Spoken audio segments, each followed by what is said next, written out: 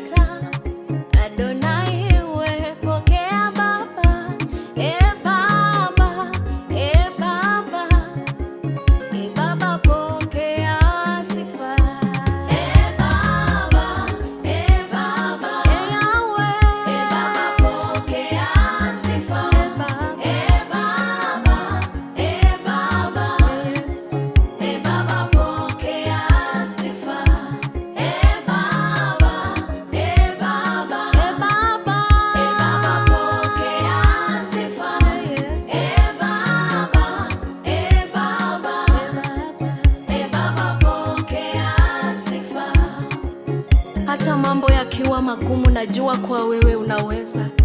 Wewe ni Mungu wa uzima, wewe ni Mungu asiyeshindwa. Uko na uwezo ya kufanya mambo yanayopita akili ya wanadamu. Ninajua kwamba unaweza. Wewe ni Mungu anayepigana vita vyangu. Hakuna mwingine aliye kama wewe Bwana. Wewe ni Mungu wa uzima. Wapendwa, hata kama mambo ni magumu, tunajua Mungu wetu ni mwaminifu. Alimwokoa Sara na kumpa mtoto wa ahadi. Alimwokoa Danieli kutoka kwa simba na akamvusha Israeli bahari ya Shamu. Na leo yupo hapa kutuokoa na kutuinua pia. Mungu wa uzima.